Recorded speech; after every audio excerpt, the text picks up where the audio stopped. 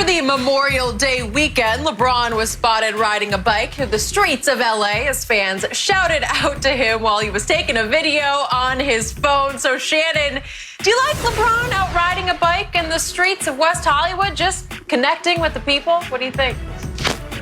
Now, Skip, this is something I used to do a lot. I used to go out for about 3 or 4 hours and go about 60, 70 miles on the weekend. But it's really dangerous, Skip, to ride in traffic. Unless you can get to a secluded area where you don't have to come in contact with cars, it's very dangerous. And I get it that LeBron has always talked about his love for bikes because he rode to practice and he rode to school some. But he needs to be careful with this because it's not like a car, and sometimes people don't see you like they see cars.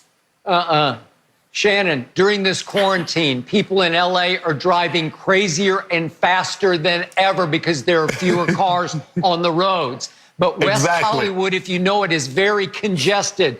There are no real bike lanes. What are you doing, LeBron? No. This is as dangerous as riding a motorcycle or bungee jumping or skydiving. It should be against language in your contract.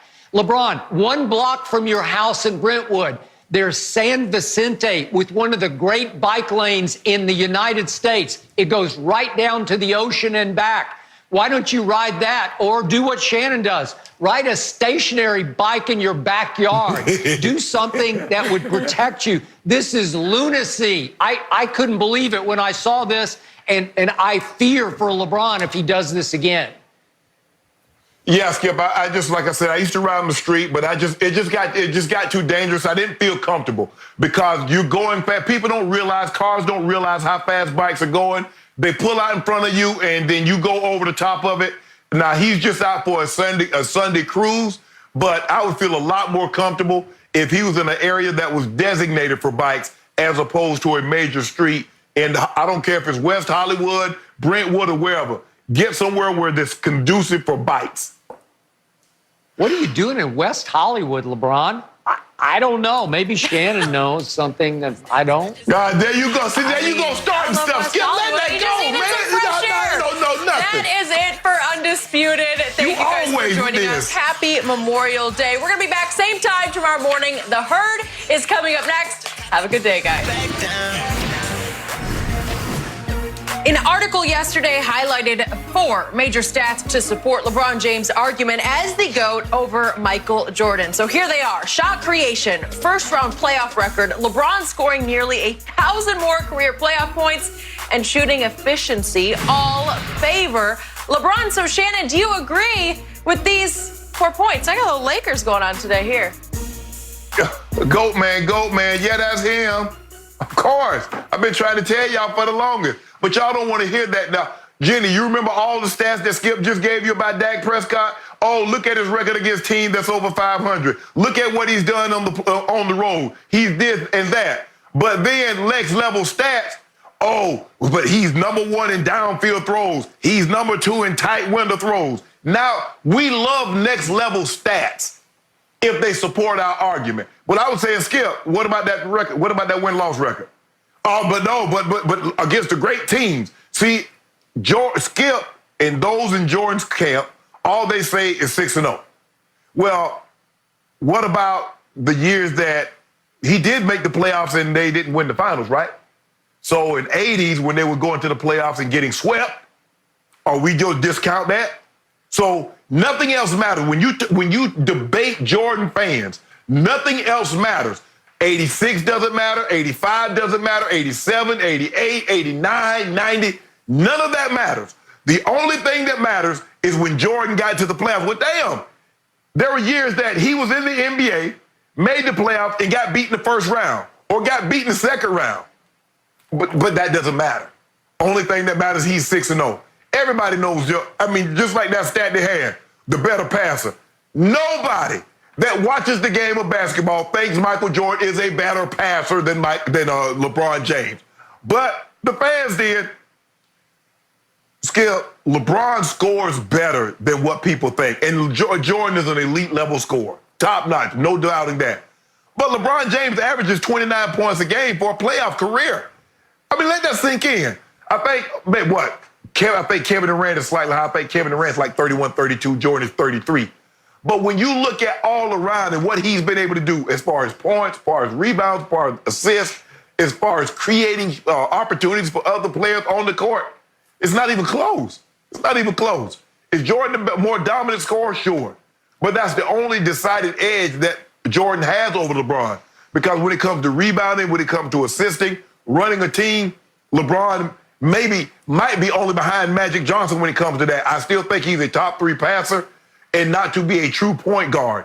So for me, Skip, I didn't really need this to tell me what I already knew, that LeBron GOAT James is the best player in NBA history. And this closes the case for me.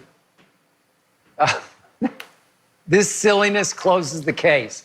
That makes me it's silliness now. Thank you. I needed a good laugh on this Memorial Day morning. Shannon Sharp, allow me to refute this lunacy point by point. Refute it. First of all, makes his teammates better. As Phil Jackson once told me in 1998 in Chicago, if Michael needed to average 10 assists a game, he would. In 1988, Michael Jordan averaged 8 assists a game. This is the first year LeBron's ever averaged 10-plus assists for a season. So I've always told you, LeBron's still the best passer in basketball.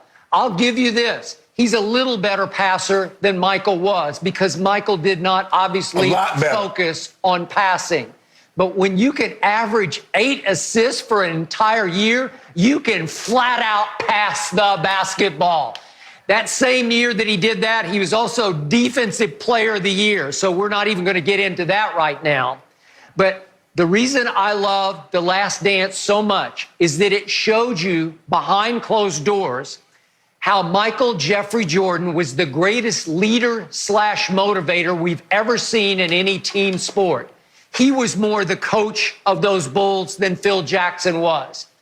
It was Michael preying on the weaknesses of many of the players on the team, creating strengths by toughening them up with practice ridicule and constant needling and cajoling. And you can call it bullying if you want to call it that, but it worked. It was positive bullying, and none of them hated it.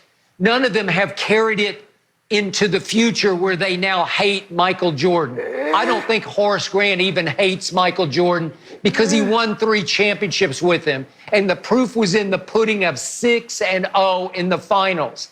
And to quote the great LeBron James, one of his most infamous quotes from 2016, we're top heavy as bleep, because that Cleveland team had Kyrie and Kevin Love and LeBron and a bunch of garbage from there on down, said LeBron James publicly. Way to go. That's real, true leadership, LeBron. Well, guess what? All of Michael's teams were top heavy as bleep. He won championships with Steve Kerr and Judd Buechler and John Paxson. These are just guys. And Luke Longley and Bill Winnington and Will Perdue. These are just guys.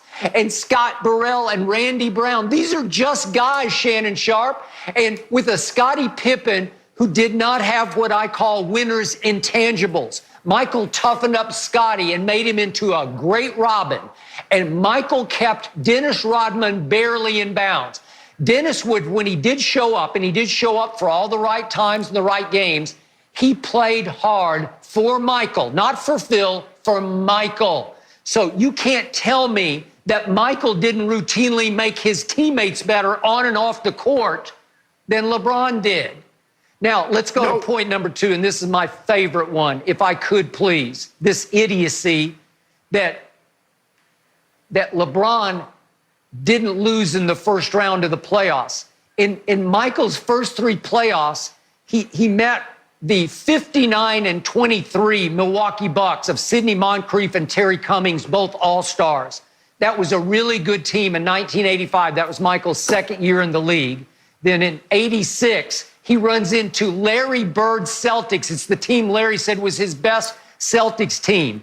It went 67-15 and won the NBA Finals. Any shame in that? I think not. Then the same Larry Bird Celtics the next year. Any shame in that? They went 59-23. I think not. Meanwhile, over on the other side of the ledger, in the Eastern Conference, in his first 12 years, LeBron James ran into nothing but garbage in the first round. If you add up the records of all of LeBron's opponents in the first round in the first 12 years, it's 490 to 478. It's barely over 500. So Michael's records of his first three finals that he lost in the first three plus he lost in the first round was 185 and 61. So it's not even close. He's running into the beasts of the East back in his day versus the least of the East in LeBron's day. But he's the GOAT. Well, he... Hold on, Skip. No. Wait a minute. No. In 88, he started showing you GOAT. No. He's the GOAT. Because that's what I said. I said, Skip, you have to look at what LeBron is running to in the finals. He's running to 4 Hall of Famers with the Spurs. He's running into 4 Hall of Famers with Golden State. No, he's the GOAT. He's got to win. If Michael Jordan is the GOAT, if that's what you're telling me, you've got to beat the Big Three Celtics. You talk about the Bucks. Really? You talk about the Bucks? Is that what we're talking about? 59 and 23, really. They were one of the best teams in basketball. They had like the second best record in the league that year. What are you talking about? Wait a minute. Hold on. We're talking about 1985. I know what it was. I remember, if I'm not mistaken, 1985, Sidney Moncrief was Defensive Player of the Year. But I ain't talking about that. I'm talking about the GOAT. You just did. You tell me he's the GOAT. Everybody, hold on. So why didn't that strategy work? You tell me that Phil Jackson wasn't the coach. Michael Jordan was the coach. Why didn't they win until Phil got there? If he's the coach, if he's the GOAT, so now he's the GOAT player